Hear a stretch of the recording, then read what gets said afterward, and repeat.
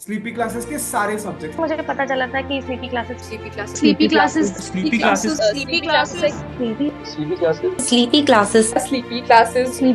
मेरा स्लीपी के साथ इंटरेक्शन हुआ। Sleepy classes I completely relied on your channel. Sleepy की वीडियोस भी देखी है। Sleepy classes sleepy classes is one of those मतलब इंस्टीट्यूशन जहाँ पे सभी टीचर अच्छे हैं। मेरा नाम स्वाति शर्मा है। मुझे यूपीएससी सिविल सर्विसेज एग्जामिनेशन 2023 में रैंक 17 आई है। मेरा ये थर्ड अटैम्प्ट था और मेरा optional political science and international relations रहा है। मुझे इस साल PSIR में 304 मार्क्स आए हैं, जो इस साल के हाईएस्ट मार्क्स माने जा रहे हैं। मेरे इस थर्ड अटैम्प्ट की 3 साल की जर्नी में मैंने अपने ऑप्शनल पे काफ़ी काम किया है। मेरा ग्रेजुएशन की डिग्री भी BA पॉलिटिकल साइंस ऑनर्स में रही है, जिस वजह से मुझे एक हेल्प मिली सब्जेक्ट को और अच्छी तरीके से अंडरस्टैंड करने में।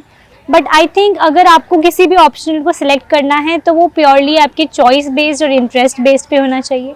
साथ ही आपको ये भी ध्यान देना चाहिए कि जो UPSC का सिलेबस है ऑप्शनल के लिए, आप जो भी ऑप्शनल सिलेक्ट कर रहे हैं उसको समझने में और उसको साथ ही प्रेजेंट करने में आपको कोई डिफ़िकल्टी ना आए। उसके लिए आपके पास रिसोर्सेज अवेलेबल हों, सही आपके पास एक गाइडेंस मिले, उसके लिए आपके पास एक टेस्ट सीरीज़ हो जिसके थ्रू आप अपनी परफॉर्मेंस को एनालाइज कर सकें। आपके अगर चाहें तो आप किसी टॉपर की कॉपीज़ के थ्रू एनालाइज करें। तो ये सारी चीज़ें हैं जो आपके ऑप्शनल सिलेक्शन के लिए बहुत मैटर करती है। साथ ही ऑप्शनल का एक स्कोरिंग सब्जेक्ट होना, और या अगर आप किसी इंजीनियरिंग बैकग्राउंड से हैं, आप ह्यूमैनिटीज़ का सब्जेक्ट ले रहे हैं, तो हो सकता है आपके पास बहुत सारे इश्यूज़ आएँ। तो उन इश्यूज़ को रिजॉल्व करने के लिए भी आपके ऑप्शनल सिलेक्शन में ये सारी चीज़ें मैटर करती हैं। अगर बात करें मेरे ऑप्शनल की, तो मैंने बुक लिस्ट की अगर बात करें तो मैंने शुभ्रा रंजन मैम के पोस्टल कॉरेस्पॉन्डेंस नोट्स अपने घर पे ही मंगा लिए थे जब मैं अपने घर से तैयारी कर रही थी। मैंने उन नोट्स को काफ़ी बार उसको रिवाइज़ किया है। साथ ही मैंने वैल्यू एडिशन के लिए पॉलिटिकल थ्योरी OP गौपा की बुक भी पढ़ी थी। वेस्टर्न पॉलिटिकल थॉट के लिए मैंने सुब्रता मुखर्जी वाली बुक पढ़ी थी, और मैंने इग्नू के भी कुछ नोट्स रेफ़र किए थे अपने पेपर 2 के लिए। इग्नू के नोट्स जब आप रेफ़र करें तो आपको ये ध्यान देना ज़रूरी है कि आपके नोट्स बहुत ज़्यादा बल्कि नहीं हो जा रहे हैं। अगर बात करें PSIR की नोट मेकिंग की, तो मैंने ये इंश्योर किया था कि मेरे सिलेबस के हर टॉपिक पे, हर स्कॉलर पे, हर थ्योरी पे मेरे पास एटलीस्ट इतने सफिशिएंट नोट्स हों विद गुड कंटेंट, जो मैं रिटेन भी कर पाऊँ इन द एग्ज़ाम हॉल, ताकि वो हमारे आंसर में एक उसकी झलक आए कि सिर्फ हम एक कुछ ऐसे ही नहीं लिखे जा रहे हैं, हमें अपने सब्जेक्ट की एक अंडरस्टैंडिंग है, वो शो करना बहुत इम्पॉर्टेंट है। साथ ही अगर बात करें टेस्ट्स वगैरह की, तो मैंने शुभ्रा रंजन मैम का crash course plus test series, जो कि मेंस के टाइम पे उनका आता है, मैंने वो लिया था। मैंने उसमें 4 सेक्शनल लिखे थे और मैं उसमें FLTs लिख पाई थी। मैंने अपने सेक्शनल टेस्ट्स की चेकिंग कराई थी, पर FLTs मैं चेक नहीं करवा पाई थी। बट आई वुड रिकमेंड कि एटलीस्ट आप 1 से 2 FLT ज़रूर लिखें। प्रीलिम से पहले मैंने अपने PSIR के लिए एक डेली आंसर राइटिंग प्रोग्राम भी ज्वाइन किया था एनलाइट IAS का, जिससे मैं हर दिन हर टॉपिक का एटलीस्ट एक PYQ एड्रेस करती थी, जिससे मेरी अंडरस्टैंडिंग बन गई थी कि और स्ट्रक्चरिंग बनाने में काफ़ी हेल्प मिलती है। अगर हम स्विच करें मेंस प्रीलिम्स के बाद मेंस की प्रिपरेशन पे, तो शुभ्रा रंजन मैम का जो क्रैश कोर्स है उसमें वो आंसर राइटिंग के ऊपर काफ़ी फोकस करती हैं। कैसे आंसर्स को आपको इंटरलिंक करना है, कैसे आपको थ्योरी को पेपर के पार्ट B से कनेक्ट करना है, वो अच्छे से एक्सप्लेन कर देती हैं। उनकी जो करंट अफेयर की क्लासेस हैं वो मेरे को लगता है बहुत ज़्यादा बेनिफिशियल है, क्योंकि आपका करंट कवर करना is very important for this exam, specially for paper 2 part B। तो ये सारी चीज़ें हैं जो उनके क्रैश कोर्स के थ्रू आपको हेल्प कर सकती हैं। अगर हम स्टार्ट करें पेपर 1 से, तो पार्ट A जो कि पॉलिटिकल थ्योरी के ऊपर बेस्ड है और स्कॉलर्स के ऊपर बेस्ड है, तो शुभ्रा मैम के नोट्स मुझे सफिशिएंट लगे। मैंने बस इतना इंश्योर किया था कि मैं उनको जितना कंसाइज बना सकूं, जितना शॉर्ट बना सकूं। स्कॉलर्स के नेम उनके बुक्स के साथ मेंशन करना, ये मेरा एक स्पेशल एस्पेक्ट रहता था आंसर्स में। उसके लिए मैंने ओपी गौपा पॉलिटिकल थ्योरी के अगर मुझे कोई और स्कॉलर मिलता था जिस मुझे लगता था कि जिससे मैं अपने आंसर में अलग एक वैल्यू एडिशन कर सकती हूँ तो वो मैं करती थी। बात करें पेपर 1 पार्ट बी की, जो कि इंडियन गवर्नमेंट एंड पॉलिटिक्स, उसके लिए भी मैम के नोट्स मोर देन सफिशिएंट हैं। बाकी आप GS2 में भी सेम कंटेंट पढ़ते हैं। इस पार्ट के लिए आपको ये इंश्योर करना ज़रूरी है कि जो न्यूज़पेपर में एडिटोरियल्स वगैरह आ रहे हैं आप उन्हें काफ़ी ध्यान से पढ़ें। अगर आपको न्यूज़पेपर में कोई ऐसी लाइन मिल जा रही है जो हमारे स्टैटिक टॉपिक्स हैं, जैसे प्रेसिडेंट की पावर्स, गवर्नर का रोल, जुडिशरी का रोल, जिसके लिए आप एक अलग सा इंट्रो तैयार कर सकते हैं, तो वो आप प्लीज़ एक डिजिटल फॉर्मेट में स्टोर करके रखते जाएं, ताकि जब आपका रियल एग्ज़ाम पास आए तो आप उसमें से आपको जो बेस्ट लगे आप उसको निकाल के अपने आंसर में रख सकें। बात करें अगर पेपर 2 पार्ट ए की, जो कि इंटरनेशनल एंड कंपैरेटिव पॉलिटिक्स है, तो ये वाले पेपर के लिए भी कंपैरेटिव पॉलिटिक्स के लिए शुभ्रा रंजन मैम के नोट्स इनफ हैं। उसके लिए और कोई मटेरियल आपको रेफ़र करने की ज़रूरत नहीं है। बस आपको ये इंश्योर करना होगा कि PYQ में टॉपिक्स किस तरीके से रिपीट हो रहे हैं, आप उनके ऊपर अपनी एक अंडरस्टैंडिंग डेवलप करें। सिमिलरली इंटरनेशनल रिलेशंस थ्योरी के लिए भी मेरा सेम ही सोर्स रहा है। बस वही PYQ पे एनालिसिस, वो बहुत इम्पॉर्टेंट है। बात करें पेपर 2 पार्ट बी की, जो कि हमारी इंडिया एंड द वर्ल्ड है, इसके लिए हमारे करंट अफेयर्स का वेटेज बहुत ज़्यादा बढ़ जाता है। हमारे इंडिया का क्या पोजीशन है इन दी ग्लोबल इंटरनेशनल पॉलिटिक्स, वो देखना बहुत ज़्यादा इम्पॉर्टेंट है। हमारे रशिया के साथ क्या इश्यूज़ हैं, US के साथ हमारे रिलेशंस किस तरह इम्पैक्ट हो रहे हैं, ये चाइना हमारे इंडिया के पोजीशन को कैसे इम्पैक्ट कर रहा है, not only in Asia but overall world, ये सब चीज़ें समझना और उनकी एक अंडरस्टैंडिंग डेवलप करने के लिए, तो इसके लिए आप न्यूज़पेपर्स का इंडियन एक्सप्रेस का एक्सप्लेन पेज हो गया, द हिंदू का एडिटोरियल, या फिर टेक्स्ट एंड कॉन्टेक्स्ट वाला पेज हो गया, इन सब की आप हेल्प ले सकते हैं ताकि आपको इश्यूज़ पता चलें और स्कॉलर्स के जो व्यूज़ हैं आप उन्हें रेफ़र कर सकते हैं। इसके लिए आप ORF ऑब्जर्वर रिसर्च फाउंडेशन से भी हेल्प ले सकते हैं। वहाँ पे कुछ आर्टिकल्स हैं जो कि आपकी आंसर राइटिंग में एक वैल्यू एडिशन ऐड कर सकते हैं। फर्दर मैंने उत्कर्ष द्विवेदी सर के कॉपीज़ को, इशिता किशोर मैम के कॉपीज़ को भी रेफ़र किया था, ये समझने के लिए कि आंसर की स्ट्रक्चरिंग किस तरीके से करनी है, आंसर की डिमांड किस तरीके से समझनी है क्वेश्चन की। कुछ हमारे ऐसे क्वेश्चंस होते हैं जो कि कोट बेस्ड क्वेश्चंस होते हैं जिन पे हमें कमेंट करना होता है। ये क्वेश्चंस थोड़े डिफ़िकल्ट हो जाते हैं, तो इसके लिए इम्पॉर्टेंट है कि आप एक बार टॉपर कॉपीज़ को पढ़ के ये समझें और अपने आंसर्स को टॉपर कॉपीज़ के साथ कंपेयर करें। जब आप ये करते हैं तो आपको पता चलेगा कि आप उस डिमांड को एड्रेस कर पा रहे हैं कि नहीं कर पा रहे हैं। वो सिर्फ स्लीपी की वीडियोस ही देखी है। स्लीपी क्लासेस के जो आपने फ्री लेक्चर्स डाल रखे हैं यूट्यूब पर, राइट, उनको लाइक काउंटलेस टाइम्स देखा है। Sleepy classes is one of those मतलब इंस्टीट्यूशन जहाँ पे सभी टीचर अच्छे हैं। CP classes has been the part of the journey from the very starting. I used to follow that 1 minute series plus the daily 5 questions that you post. Sir आपके सारे videos मैंने 5-6 बार तो देखे ही।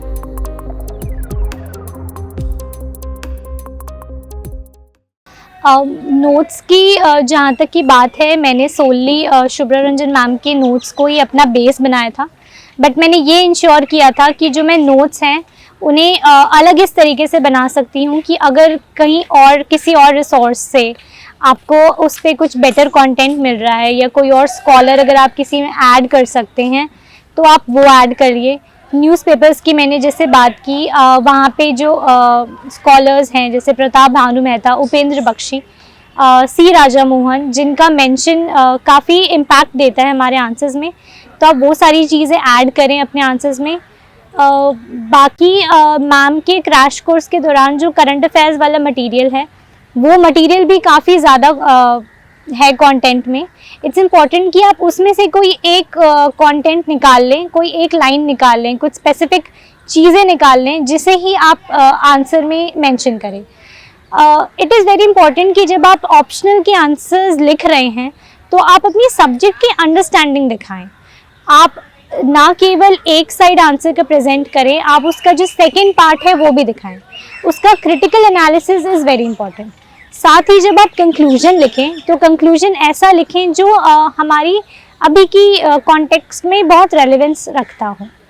फॉर एग्जांपल पार्ट 2B के लिए India की और Russia के रिलेशंस के बारे में अगर बात हो रही है तो इट्स इम्पॉर्टेंट कि आप कंक्लूजन में ऐसा कुछ दिखाएं जिससे हमारे रिलेशंस और स्मूदन हो सकते हैं फ्यूचर में। चाहे तो अगर किसी ऑर्गेनाइजेशन की बात हो रही है तो आप यूज़ करें वर्ड्स लाइक लिबरल इंस्टीट्यूशनलिज्म, उसे उसकी थ्योरी के साथ लिंक करें ताकि उससे आपकी अंडरस्टैंडिंग दिखे सब्जेक्ट की। तो ऑप्शनल में आई थिंक मेन चीज़ यही है कि आप अपने नोट्स बहुत ज़्यादा कंसाइज रखिए और अपनी अंडरस्टैंडिंग आप जितने अच्छे तरीके से दिखा सकते हैं वो आप दिखाइए। ऑप्शनल की पेपर अटेम्प्ट करने की स्ट्रैटेजी के लिए मैंने उत्कर्ष द्विवेदी सर के ब्लॉग को काफ़ी अच्छे से पहले पढ़ा था। सर की स्ट्रैटेजी रहती थी कि वो पहले 20 मार्कर, 15 मार्कर, देन 10 मार्कर पे फोकस करने के लिए उन्होंने रेकमेंड किया था। मेरी स्ट्रैटेजी मैंने की थी कि मैं पहले क्वेश्चन नंबर 1 अटेम्प्ट करती थी दोनों ही पेपर के, उसके बाद मैं क्वेश्चन वाइज अटेम्प्ट करती थी और जो पार्ट बी का क्वेश्चन नंबर 10 मार्कर होते हैं उन्हें मैं लास्ट में अटेम्प्ट करती थी। ऐसा मैंने इसलिए किया था क्योंकि 10 मार्कर कभी कभी बहुत वेग आ जाते हैं, या तो 10 मार्कर ऐसे आते हैं जिन पे हमारे पास काफ़ी कंटेंट होता है कि हम 5 से 7 मिनट पे उससे सफिशिएंटली एड्रेस कर पाएँ। पर 20 मार्कर और 15 मार्कर में आप रिस्क नहीं ले सकते हैं कि आप उन क्वेश्चंस को छोड़ें। तो इट इज़ इम्पॉर्टेंट कि आप उन क्वेश्चंस को पहले कंप्लीट करें। पेपर जब ओपन होता है तब एक अच्छा इम्पैक्ट पड़ना चाहिए, इस कारण से मैंने अपने क्वेश्चन 1 पे पहले फोकस किया था। But it is also important कि आप 10 मार्कर में स्टार्टिंग में इतना ज़्यादा टाइम ना दे दें कि आपके बाकी जो पार्ट है वो रह जाए। मेरी जो फर्स्ट पेपर था मेंस में ऑप्शनल का, उसमें मैंने 10 मार्कर पे 40 मिनट से ज़्यादा का टाइम दे दिया था, जिस वजह से मुझे लास्ट में जाके थोड़ा स्ट्रगल करना पड़ा अपने पेपर को कंप्लीट करने के लिए। तो उस टाइम पे हमारे कंटेंट में कभी कभी प्रॉब्लम आ जाती है, हमें कुछ चीज़ें बहुत अच्छे से आती होती है but due to stress, due to panic हम वहाँ पे उसे एड्रेस नहीं कर पाते और फिर हमें बाद में ध्यान में आता है कि अरे हम ये चीज़ भी उसमें डाल सकते थे। तो इट इज़ इम्पॉर्टेंट कि आप टाइम का बहुत ज़्यादा ध्यान रखें, आप किसी भी क्वेश्चन पे ओवर एम्फेसाइज ना करें। अगर आपको कंटेंट अच्छा देना है तो सबसे पहले आप 20 मार्कर और 15 मार्कर में सबसे अच्छा कंटेंट दें। उसके बाद 10 मार्कर में अगर आप अब एवरेज कंटेंट भी लिख के आते हैं तो you will get some good marks. Further it is important कि ऑप्शनल की आंसर्स हम लिखते कैसे हैं। Introduction is very important mains के हर पेपर में, तो वैसे ही ऑप्शनल में भी इंट्रोडक्शन इज़ वेरी इंपॉर्टेंट। अगर आप पार्ट बी के एड्रेस कर रहे हैं, पेपर 1 हो या पेपर 2, तो इट वुड बी बेटर अगर आप उसको थ्योरी के पार्ट से इंटरलिंक कर पाएँ। But you have to make sure कि इंट्रोडक्शन आपका इतना लेंदी ना हो जाए कि आपकी बॉडी के लिए आपके पास कंटेंट हो पर आप उसे लिख ना पाएँ। ऐसा अक्सर होता है कि हम अपने इंट्रो पे इतना ज़्यादा एम्फेसाइज कर देते हैं कि हमारा 50% ऑफ पेज इंट्रो से भर जाता है। फिर हमारी जो मेन क्वेश्चन की डिमांड है उसके लिए हमारे पास कंटेंट तो है पर हम उसे लिख नहीं पाते, या फिर हम उसका क्रिटिकल एनालिसिस नहीं प्रेजेंट कर पाते, या फिर कभी कभी कंक्लूजन के लिए हमारे पास जगह नहीं बचती तो हम लास्ट में 1 या 2 लाइन में उसको ख़त्म करने की कोशिश करते हैं। तो इट इज़ इम्पॉर्टेंट कि आप इंट्रोडक्शन 3 से 4 लाइन में ऐसा रखें कि वो आपकी अंडरस्टैंडिंग भी दिखाए और आपके क्वेश्चन से रेलेवेंस भी रखे। बहुत सारे टॉपर्स रिकमेंड करते हैं कि आप हर टॉपिक के लिए, हर क्वेश्चन के लिए, हर तरीके के क्वेश्चन के लिए आप एक इंट्रो पहले से रेडीमेड बना के रख सकते हैं। अगर आप चाहें, अगर आपको इंट्रो बनाने में दिक्कत आती है रियल एग्ज़ाम में या मॉक्स लिखने में, तो आप वो चीज़ करके देख सकते हैं। बट बॉडी पे बहुत ज़्यादा फोकस होना चाहिए आंसर के। उसके बाद एक क्रिटिकल एनालिसिस ज़रूर होना चाहिए। मैंने अपने एग्ज़ाम में ये इंश्योर किया था कि अगर मैं 10 मार्कर भी लिख रही हूँ तो उसका इंट्रोडक्शन 2 से 3 लाइन में ख़त्म हो, उसकी बॉडी पे आऊँ मैं और उसका कम से कम 3 से 4 लाइन का एक क्रिटिकल एनालिसिस प्रेजेंट कर पाऊँ एंड देन 2 से 3 लाइन का एक कंक्लूजन मिल पाए। सिमिलरली 20 मार्कर के लिए कंक्लूजन 4 लाइन से ज़्यादा नहीं बढ़ना चाहिए। 15 मार्कर के लिए भी मेरी सेम स्ट्रैटेजी रहती थी। 10 मार्कर में 15 मार्कर या 20 मार्कर हो, ये स्ट्रक्चर एक परमानेंट होना चाहिए। Intro, main body, critical analysis and conclusion. तो आई थिंक आंसर राइटिंग की प्रेजेंटेशन इसी तरीके से रहती थी मेरी। बाकी आपको बॉडी में अच्छा कंटेंट डालें, स्कॉलर्स को डालें, पर स्कॉलर्स को इतना भी ना ज़्यादा डाल दें कि आप अपना पॉइंट ऑफ व्यू ना रख पाएँ। जैसा कि काफ़ी लोग कहते हैं कि स्कॉलर्स लिखना बहुत इंपॉर्टेंट है। स्कॉलर्स लिखना इंपॉर्टेंट है, बट आई थिंक अगर आप एक 10 मार्कर में 2 स्कॉलर्स कोट कर रहे हैं, या फिर अगर आपको किसी क्वेश्चन में स्कॉलर नहीं भी आ रहे हैं, फॉर एग्जाम्पल इस बार एक 10 मार्कर आया था जिसे हमें ब्रिटिश इम्प्रिंट्स ऑफ द हमारे कॉन्स्टिट्यूशन पे क्या पढ़े हैं वो दिखाना था। उसके लिए मुझे किसी स्कॉलर का ध्यान में नहीं आ रहा था, तो मैंने उसमें कोई स्कॉलर मेंशन नहीं किया था। तो 10 मार्कर में अगर आपको कोई स्कॉलर नहीं भी याद आ रहा है तो इट विल वर्क। 15 मार्कर में अगर आप एक स्कॉलर भी मेंशन कर रहे हैं, अगर आपको नहीं याद आ रहा है तो it is more than enough. और अगर आप 20 मार्कर में 2 से 3 स्कॉलर्स भी डाल रहे हैं तो बहुत है।